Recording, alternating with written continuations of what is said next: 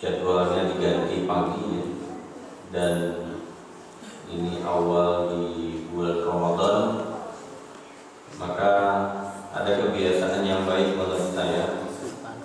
Imam Malik itu kitab waktunya di bulan Ramadan dan membuka Al-Qur'annya. Bukan berarti Imam Malik di luar Ramadan tidak membuka Al-Qur'an, tapi semua kajian-kajian hadis, semua kajian-kajian sirah nabawiyah itu ditutup oleh Imam Malik.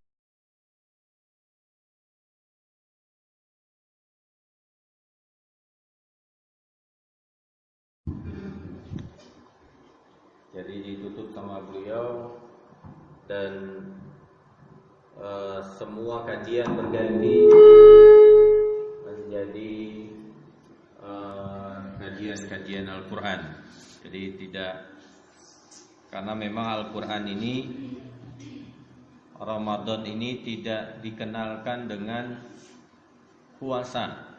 Jadi keunikannya adalah Ramadan ini tidak dikenalkan dengan puasa, tapi malah dikenalkan dengan Al-Quran.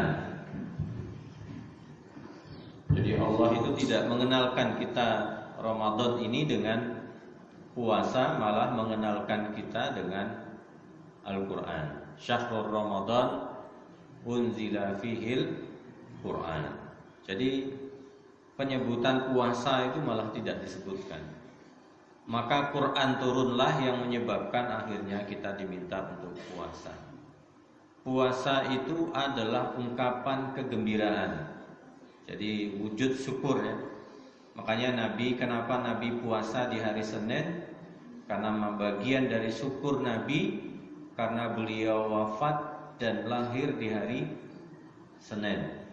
Jadi bagian dari kenikmatan. Maka Imam Malik menutup kajian-kajian hadisnya di bulan Ramadan. Jadi insya Allah sirah nabawiyah kita bagaimana? Nah, ini kalau meneruskan sirah nabawiyah nanti membelakangi Imam Malik. Tidak, tetap kita lanjutkan, tapi aspek yang kita ambil adalah Al-Qur'annya. Tetap kita urutkan sejarah kenabian itu. Nah, nanti di segmen-segmen turunnya ayat kita akan bahas ayat-ayat Al-Qur'annya. Bapak-bapak, ibu-ibu yang dimuliakan oleh Allah Subhanahu wa taala, di minggu sebelumnya kita sudah sampai ke dakwah yang disebut dengan dakwah jahriyah ya, dakwah jahriyah. Jadi sebelumnya ada dua istilah yang kita kenal. Pertama sirriyatud dakwah, wasirriyatut tanzim, wasirriyatut dakwah.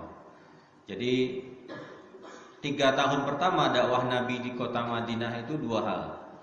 Dakwahnya memang disembunyikan, strukturisasinya memang disembunyikan, dan terkadang itu diperlukan karena kondisi-kondisi tertentu. Ya, kenapa?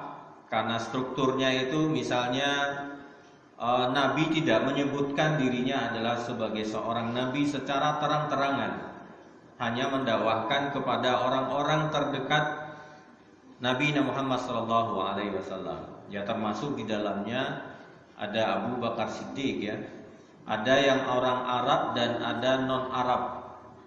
Termasuk Ali bin Abi Thalib yang as-sabiqunal awwaluna fil Islam. Kalau non-Arab itu banyak, misalnya Mas'ud, Huzaili, Mas'ud Ibnu Rabi'ah, Al-Qari, Abdullah, Al-Jasi, Asadi. Jadi banyak, ada 7 orang ya, non-Arab yang di awal-awal masuk Islam. Masya Allah, nikmatnya bertemu dengan baginda Nabi Muhammad SAW. Apalagi as-sabiqunal awwalun, yang mereka satu majlis dengan Nabi. Dan yang menjadi murabbinya, yang menjadi pembimbingnya adalah langsung baginda Nabi Muhammad SAW. Di rumahnya siapa? Di rumahnya Arqam bin Abi Arqam. Kita kenal dengan Darul Arqam. Nah, disinilah dakwah itu digulirkan oleh baginda Nabi Muhammad SAW. Jadi sebenarnya kajian seperti ini kan rutin kita lakukan. Nabi Muhammad SAW tidak hanya sampai di aspek tablik, ini namanya tablik. Saya menyampaikan, jenengan mendengarkan, ini namanya tablik. Tapi dakwah Nabi tidak sampai pada titik tablik, tapi tarbiyah. Mentarbiyah itu mengukur semua langkah-langkah para sahabat. Misalnya udah dulu Pak, awal-awal Islam sholat tahajud itu wajib. Wajib, bukan sunnah, tapi wajib. Kenapa wajib? Karena bekal untuk sesuatu yang berat yang akan dijalani oleh para sahabat. Coba ditanya, sholat tahajud itu berat atau ringan? Sholat tahajud itu berat bagi orang yang tidak menikmati sholat tahajud. Akan menjadi ringan kalau merasakan halawatul imannya di sholat tahajud. Dia akan merasakan manisnya iman ketika di sholat tahajud. Nah, dan itu perlu dipaksa. Ramadan ini adalah wahana yang Allah berikan kepada kita untuk mentarbiyah diri kita ini. Sahur. Sekarang sahur sudah sampai, kalau sekarang 4.29 ya azan itu. Kalau diundurkan 8 menit ya. 4.29. Anggaplah kita selesai itu 4.29. Kalau ibu-ibu kira-kira bangunnya jam berapa? Jam 2 ya. Oh, jam 2. Rata jam 3 atau setengah 4 gitu ya. Nah, mestinya kita sudah harus memaksa diri kita bangun di jam 2 pagi. Jam 2 pagi. Untuk apa? Karena memang diajarkan oleh Allah, nisfahu awinkus minhu qalila. Setengahnya atau ditambahkan. Artinya mungkin ibu-ibu jam 3 anggaplah sudah persiapan untuk masak dan sebagainya. Jam 2 pertemuan kita dengan Allah. Anggaplah habis tarawih itu kita tidak terlalu banyak ya. Mungkin baca Al-Quran berapa lembar dan itu istirahat. Maksimalkan istirahat setelah Isya. Nanti kita maksimalkan malam di bangun hari. Jam 2 malam. Paksakan. Mungkin hari ini kita belum berazam, perlu azam kuat buat Bapak Ibu yang dimuliakan Allah. Perlu tenaga kuat dan niat yang kuat. Jadi kalau kita setengah-setengah, maka ambillah satu doa di bulan Ramadan ini. Kalau punya doa prioritas, ambillah satu doa, dan doa itu hanya jenengan dengan Allah yang tahu. Apa doanya saya tidak tahu. Pilihlah dari sekian keperluan kita di dunia ini, atau memang dunia ini tidak perlu, kita lebih mementingkan akhirat. Monggo silahkan. Ambillah satu doa itu yang memastikan jenengan selamat di dunia ini dan di akhirat. Apa doanya? Wallahu a'lam bishawab. Saya tidak tahu jenengan mau apa. Ya. Kita masing-masing mau apa itu kan tidak tahu. Ya. Bapak-bapak, ibu-ibu yang dimuliakan. Maka Ramadan ini adalah waktu kita untuk mentarbiyah diri kita ini. Maka targetkan, mulai, dipaksakan. Qiyamul Lail minimal 30 hari ini tidak berhenti. Yang jelas Qiyamul Lailnya tetap ya tarawih. Tahajudnya untuk apa? Untuk maka Nabi itu bertanya, Pak, siapa yang tidak sholat tahajud malam ini? Itu ditanya, Pak. Bukan persoalan nanti sholat tahajud ya, enggak sampai di sana, Pak. Ditanya oleh Nabi, siapa yang berinfak hari ini? Kalau tablik begini kan tidak sampai saya bertanya, siapa yang berinfak hari ini? Enggak ditanyain, Pak. Tapi Nabi di rumahnya Arqam bin Abi Arqam ditanya oleh Nabi, siapa yang tahajud hari ini dan tidak tahajud hari ini? Siapa yang infak hari ini dan tidak berinfak hari ini? Sampai ditanyain satu-satu. Sampai ditanya. Itu yang namanya fungsi daripada tarbiyah itu. Tidak hanya skop Bus kecil ya, skop yang besar saja, tapi skop yang lebih kecil. Ya, namanya adalah mutaba'ah. Dia Nabi berperan bertanya. Untuk apa? Memastikan para sahabat ketika itu menjalankan dasar-dasar mabadiul akidah. Prinsip-prinsip dasar akidah itu memang tertanam di kalangan para sahabat. Kenapa? Karena Nabi diingatkan oleh Waraqah bin Naufal. Ini orang akan jadi nabi. Dan bebannya akan begitu berat. Dan kita masih ingat apa jawaban Khadijatul Kubra kepada Waraqah bin Naufal. Ana junahun lahu. Aku akan jadi tameng buat laki-laki itu. Maksudnya apapun yang terjadi, kata Khadijah, aku akan backup. Aku akan jadi tamengnya. Nah, itu yang dilakukan oleh Khadijah ketika itu. Dan awal-awal dakwah memang strukturnya sembunyi dan dakwahnya juga sembunyi.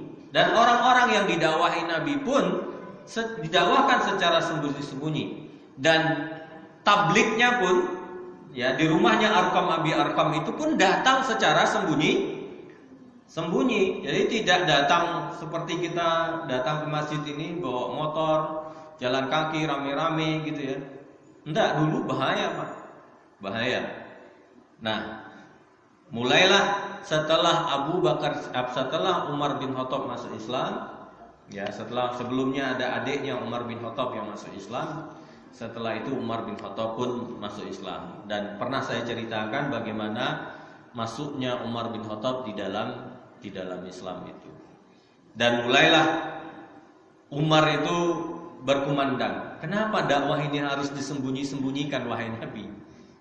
Ayo, berdiri lebih tegak. Berdiri lebih tegak. Maka Nabi Muhammad SAW minggu yang lalu saya sampaikan tentang khutbahnya Nabi di Bukit Sofa. Ya. Jadi kita sa'i dari Sofa dan Marwah. Di Sofa itu Nabi pernah berkhutbah pertama kali tentang dakwah jahriyah baginda Nabi Muhammad SAW. Jadi Ramadan ini banyak-banyak doa ya Bapak Ibu.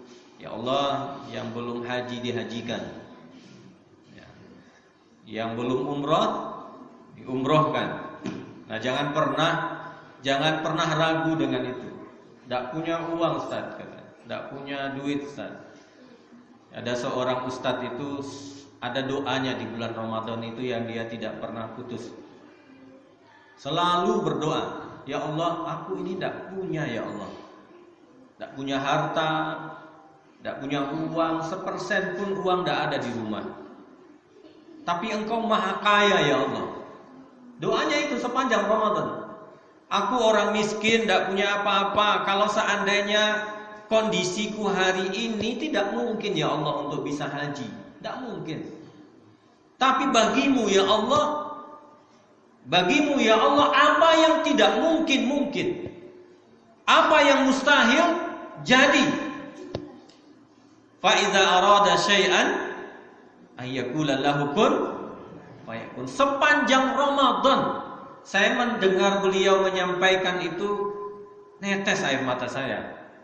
Begitu keyakinannya yang penuh kepada Allah dan fadilahnya bulan Ramadan ini yang Allah pastikan. Makanya Al-Baqarah 183 itu di bawah itu ayatnya idza sa'alaka, setelah mengenalkan puasa wajib, setelah itu syahrul Ramadan unzila fil Quran, setelahnya itu baru Allah mengatakan fa idza sa'alaka ibadi anni fa inni qarib ujibu da'watad da'i idza da'a. Maka sepanjang Ramadan ini ya Allah, aku tidak punya apa-apa ya Allah. Mungkin rumah masih kontrakan, semua aku tidak punya. Tapi bagimu ya Allah, Engkau maha kaya. Engkau maha kaya. 6 hari atau 7 hari sebelum limit terakhir pemberangkatan haji itu dipanggil. Yang manggil bukan tanggung-tanggung, yang manggil kerajaan Saudi. Entah dari mana nama itu muncul, itu dari mana. Nama beliau ini muncul itu dari siapa, nggak tahu. Dan sampai ke Saudi sana. dan menjadi tamu kerajaan.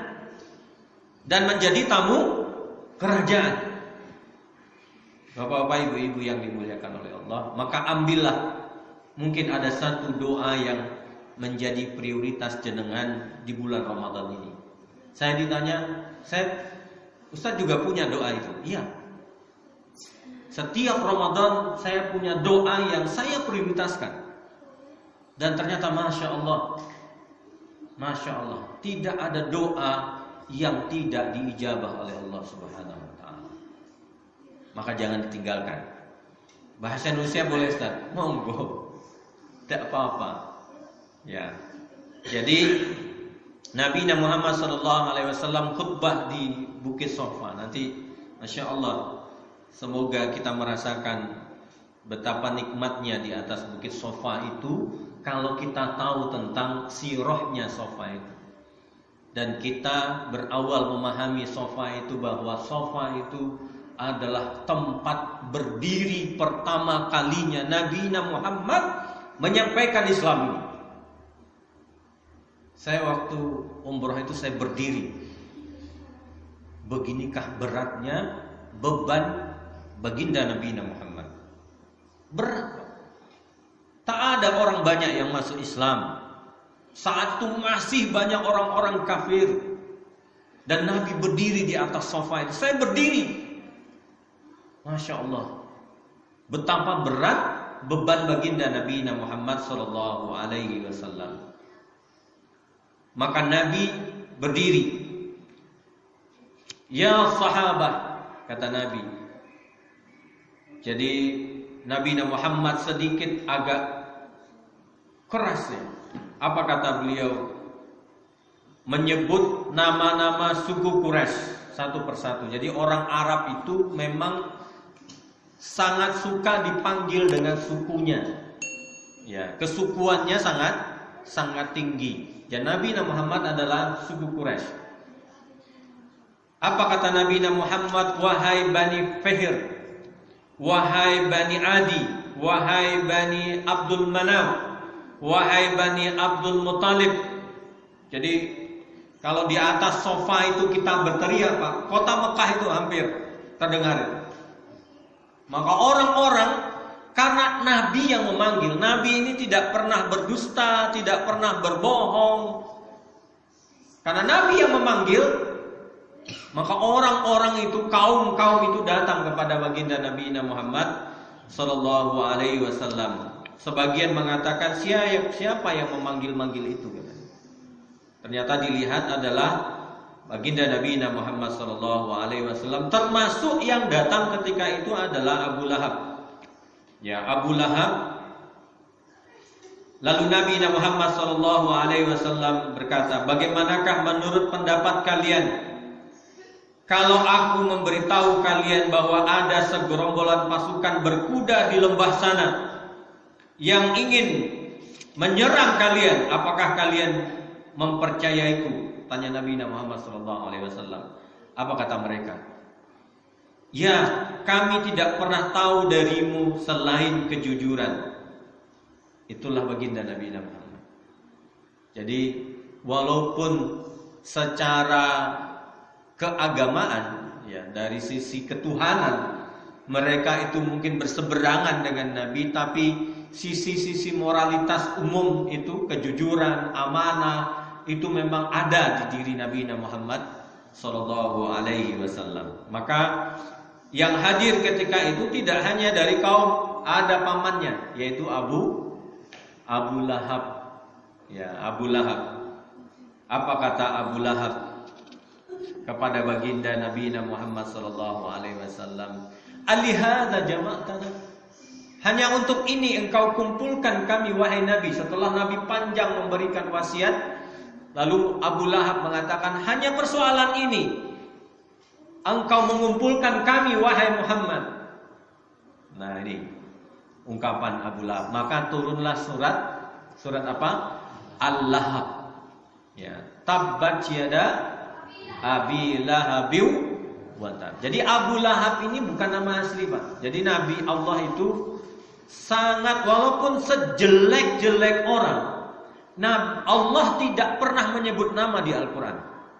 Tidak pernah. Abu Lahab itu kan hanya gelaran saja. Quraisy, Fir'aun itu hanya gelaran saja.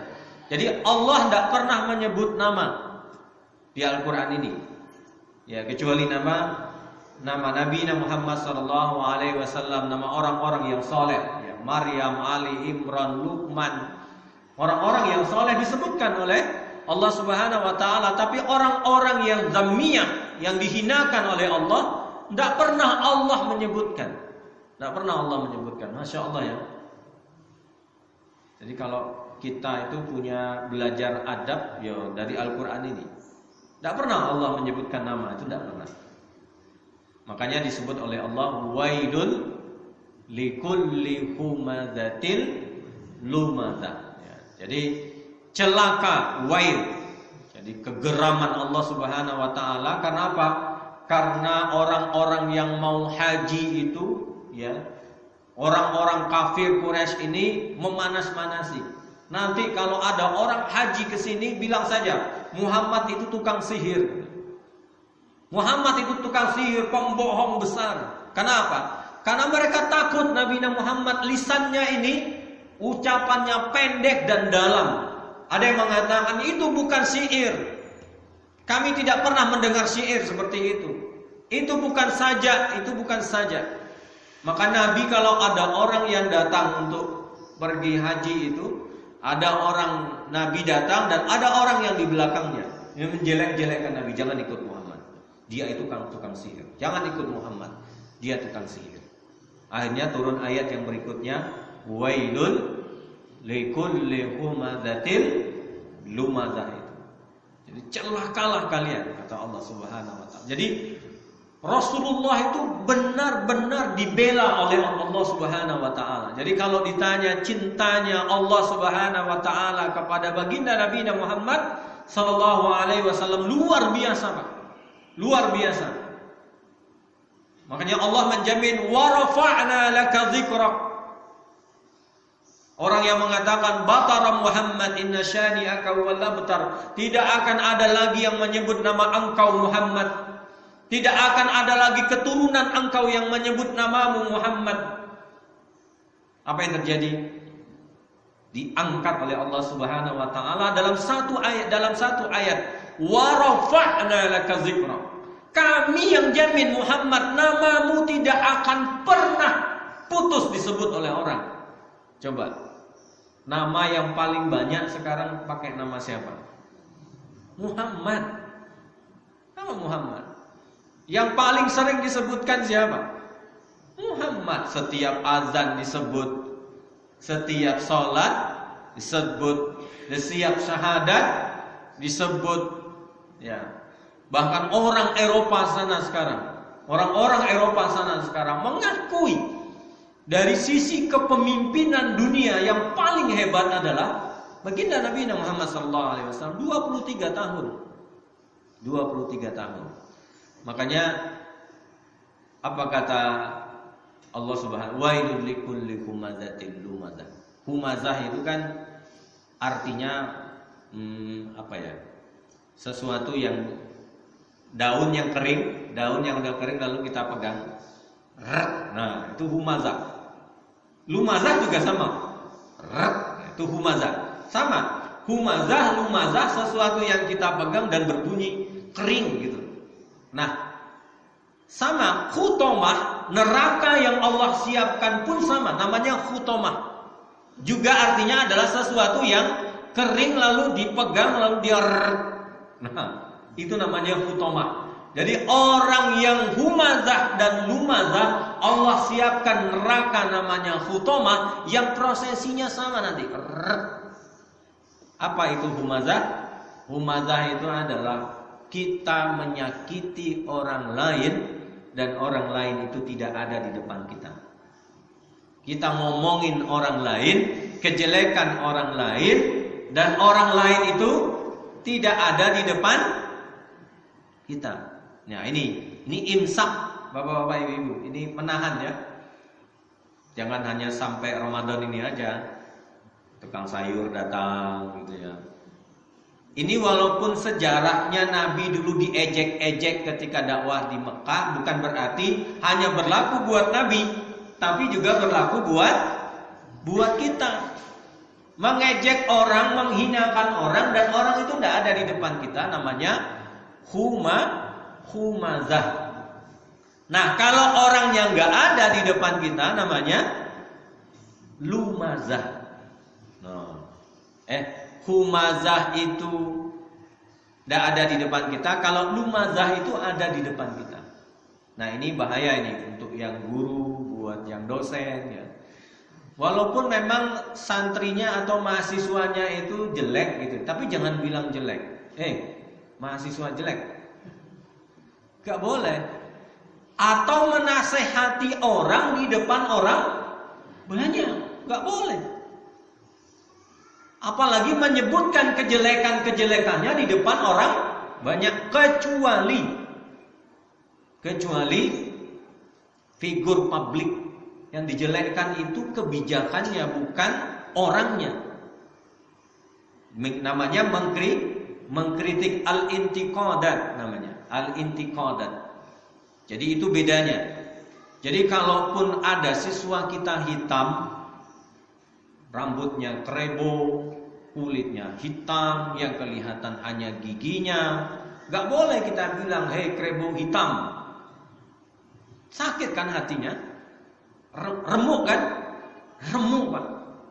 Remuk. Bayangkan kalau seandainya itu mahasiswa saya bilang begitu. Dia keluar dari kelas saya, dia pergi ke masjid, sholat duha, ngangkat tangannya. Zolim. Orang zolim itu doanya mustajab atau tidak? Mustajab. Maka hati-hati, ya, hati-hati. Apalagi yang bersentuhan dengan persoalan-persoalan yang memang dia tidak bisa ngapa-ngapain. Miskin itu kehendak atau tidak? Kehendak.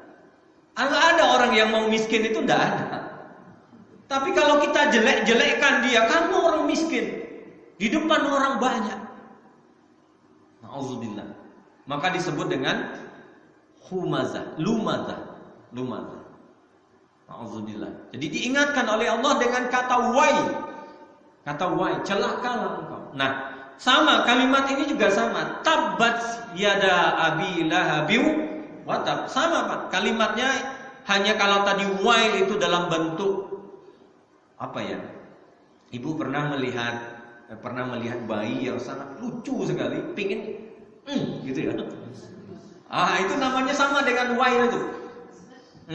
Nah, sekarang wailnya adalah kepada orang yang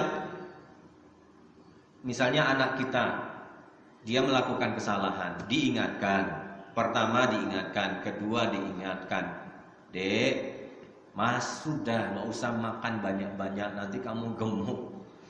Wah, 3 hari dia datang bawa jajan dari sekolah. Makan dan makan. Apa kata ibunya? Sakarmu. Itu namanya sudah lagi gemesnya sudah gitu. Allah itu seperti itu. Wai. Sebenarnya itu tidak pakai lam, hanya pakai wai saja. Wai. Nah, sama dengan ini. Tabbat yada, binasalah. Ya, tangannya Abu Lahab. Tabbat yada abi lahabiu. Masya Allah. Jadi, dan itu disampaikan ketika di Safa. Jadi kenapa kita belajar sejarah ini Pak? Jadi semua perjalanan haji jenengan nanti, semua perjalanan umroh jenengan nanti akan terasa maknanya kalau paham tempat itu, kalau mengerti tempat itu. Kenapa kita melihat Ka'bah itu berdoa? Kenapa kita melihat dan mencium Hajar Aswad itu? Kalau kita paham dengan itu, Masya Allah, maka nikmatnya hutang itu hilang insya Allah. Tapi tidak ada orang yang mengingat hutang di depan Ka'bah itu. Lihat Ka'bah yang terbayang hutang atau bisnis ya. Ini kalau dijual Ka'bah ini piro ya. Gak ada orang berpikir seperti itu Pak. Tidak ada. Masya Allah. Jadi Makanya Ramadan itu, tarawih itu disebut dengan tarawih. Tarawih itu kan sholat ya. Tarawih itu dari kata apa? Rohah. Istirahat. Kan saya bilang kemarin, kita bilang minggu kemarin, kalau orang sakit fisiknya, makannya nggak enak. Ya. Kalau orang sakit hatinya, apa yang nggak enak? Ibadahnya nggak enak. Jadi kalau kita baca Al-Quran itu nggak nyaman, nah ini ukur-ukur aja ini. Kalau baca Al-Quran nggak nyaman, berarti coba telisik hati kita. Telisik hati kita. Nyapa ya? Satu lembar, satu halaman rasanya 1 bulan gitu ya. Apalagi imam sholat tarawihnya agak panjang.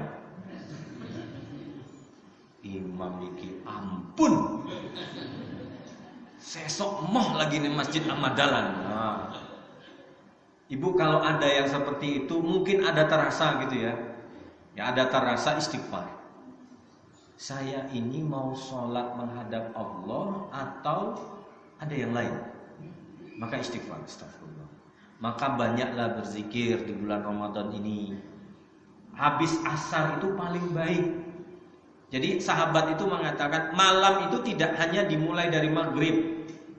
Sebagian mengatakan, termasuk Imam Malik mengatakan malam itu berawal dari asar. Karena pergantian malaikat siang dan malam itu berada di asar. Mestinya kita, nah ibu-ibu ini harus memformat cara memasaknya, waktu memasaknya.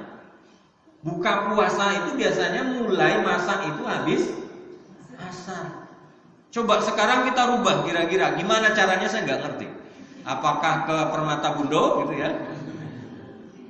Nggak perlu masak lagi lah. Nggak perlu masak. Pokoknya gimana asar itu kita berhenti sampai maghrib.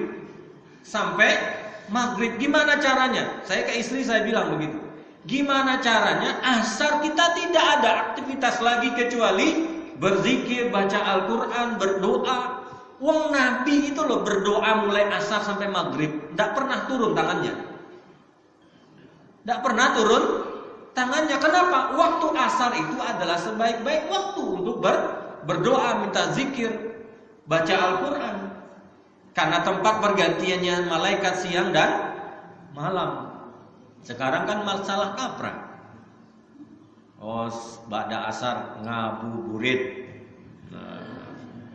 Jalan-jalan, naik sepeda, boleh, tidak apa-apa. Tapi kita harus punya waktu-waktu prioritas kita. Misalnya, oke lah saya bisanya hari ini untuk tahun ini jam 5 sampai jam mau berbuka, silahkan, tidak apa-apa.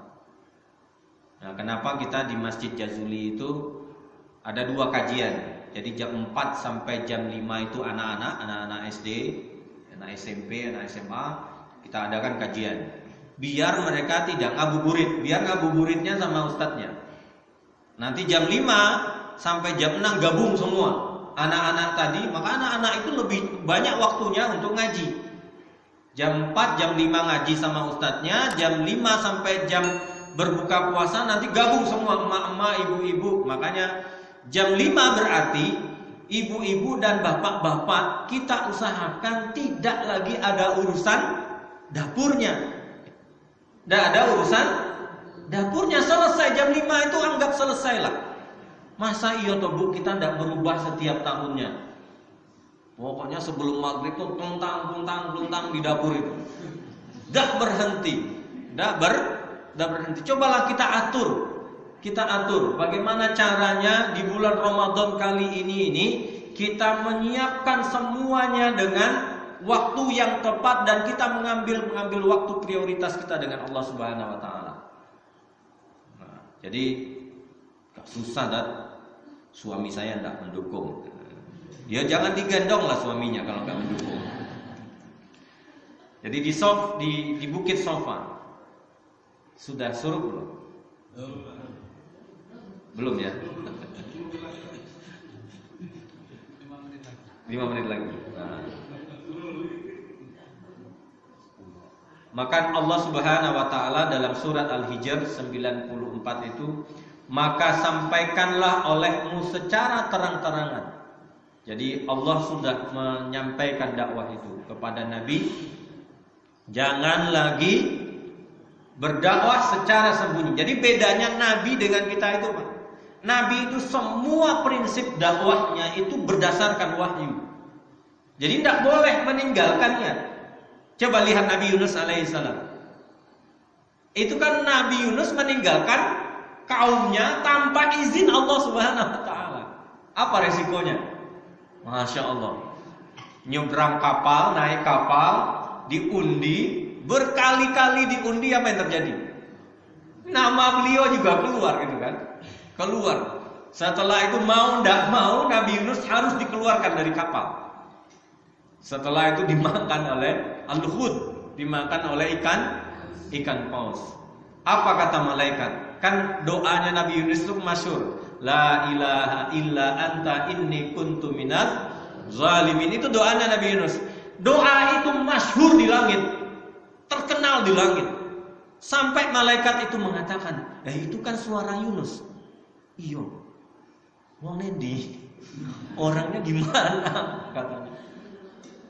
Karena biasanya kan sama kaumnya, dan itu nggak ketemu. Akhirnya ternyata dimakan ikan paus. Jadi karena doa itulah Allah selamatkan. Jadi bapak-bapak, ibu-ibu, doa ini boleh dipakai oleh jenengan, oleh saya juga. Kalau jenengan merasa dalam kegelapan, maksudnya ngadu mikir nanti siapa ke Pak Presiden nggak dijawab, di telepon, di SMS nggak dibalas gitu ya. Ke Pak Butapi, Pak Sugiri lagi sibuk ngurusin pasar yang nggak selesai-selesai itu. Terus gimana? Maunya ngadunya kepada Allah Subhanahu wa taala. Apa? La ilaha illa anta inni kuntu minaz zalimin. Akui. Jadi doa itu, Pak, lihat doa Nabi Yunus ini. La ilaha illa anta. Meletakkan Allah sebagai apa? Meletakkan Allah sebagai bukan objek, tapi menjadi subjek. Tidak ada tempat kami ya Allah. Tidak ada tempat aku ngadu ya Allah. Tidak ada tempat aku bersandar ya Allah. Tidak ada yang lain, tidak ada. La ilaha illa anta, ini baru dia ngakui. Inni kuntu minaz zalimin. Aku ini memang orang zalim, meninggalkan dakwahmu yang aku tidak izin. Nabi Yunus itu kan pergi meninggalkan kaumnya, padahal kaumnya itu mau ditimpakan azab sama Allah. Ternyata setelah itu tidak jadi karena mau mencari Nabi Yunus. Mana Nabi Yunus? Kami ingin bertaubat, kata. Tapi Nabi Yunusnya sudah masuk di ikan paus. Makanya Nabi Yunus itu kaget ketika dia keluar dari ikan paus, dilempar ke kaumnya kembali. Dan dia kaget, ternyata kaumnya sudah siap untuk masuk Islam. Maka Nabi itu kalau pergerakannya itu harus izin Allah. Maka Nabi hijrah ke Habasah beberapa kali dan hijrah ke Madinah itu atas izin Allah Subhanahu wa taala. Ya kalau ustadz zaman sekarang ya enggak lah. Ditaruh di Irian Jaya sana. Ada teman saya, Putri. Tamatan Al-Hikmah itu kan ini sama ustadznya, kamu harus dakwah di Irian Jaya. Tapi saya perempuan, Ustaz. Kata ustadznya, maka oleh perempuan itu dakwah di Irian Jaya. Caranya kamu nikah dulu sama orang Irian Jaya. Dan dia siap Ustaz. Nah, jenengan mau mere daerah Irian Jaya itu dakwah jajahan beliau. Jadi kalau tahu namanya Ustazah Aisyah, itu nama beliau. Perempuan. Suaminya kepala suku Irian Jaya. Nah, keren kan? Gak tanggung-tanggung milih suami. Dicarikan kepala suku. Supaya apa? Pengikutnya banyak. Kepala suku sudah ngomong A, semuanya A. Masya Allah. Jariahnya luar biasa. Ribuan orang masuk Islam. Nah sekarang siapa yang siap kira-kira? Kan pertanyaannya begitu toh. Siapa yang siap? Nah kalau Nabi dulu nggak boleh pindah kecuali atas izin Allah. Nabi hijrah ke Abasah, ke Madinah semua atas izin Allah Subhanahu wa taala. Wallahu a'lam bishawab. Nah, ini bagus buku ini, saya lihat. Ini punya anak saya, tapi saya tidak pernah, maksudnya tidak pernah saya sentuh kecuali tadi malam. Jadi di sini ini mausu'ah sebenarnya, sejarah kenabian, tapi ada misalnya pingin tahu bajunya Fatimah, nah, bentuknya bagaimana, ada di sini. Ini bajunya Fatimah. Ini di Topkapi, ada di museumnya Turki. Semoga nanti kalau haji umroh atau pas umroh, setelah umroh selesai berangkat ke Turki. Semua jamaah Ahmad Dahlan, kita doakan Allah berangkat haji dan umroh. Sekali-kali bisa berangkat juga ke Turki, melihat pedang Nabi dan pedangnya Umar bin Khattab.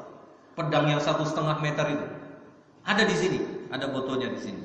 Pedangnya Umar itu 1,5 meter. Panjang nggak? Berarti tingginya Umar berapa kira-kira? Nah, tingginya Umar berapa? Dan Umar pernah kalah gulat dengan Nabi Muhammad SAW. Coba. Panglima besar, pedangnya 1,5 meter, orangnya berarti besar. Nah, pernah kalah bergulat dengan Nabi Muhammad. Nabi bagaimana besarnya? Maksudnya saya fisiknya. Wong 53 tahun umurnya baru mulai perang. Sekarang 53 tahun kita itu sudah. Masya Allah. Ini benar-benar Ramadan ini juga harus menjadi sarana bagi kita untuk memperbaiki fisik. Saya dikomentari istri saya, ini kok ranselnya bertambah di bagian depan. Ransel itu kan di belakang ya. Oh, ranselnya ada di depan. Semoga Ramadan ini menyusut ya. Menyusut. Allahu a'lam bishawab. Aqulu qauli hadza astaghfirullahal azim. Assalamualaikum warahmatullahi wabarakatuh.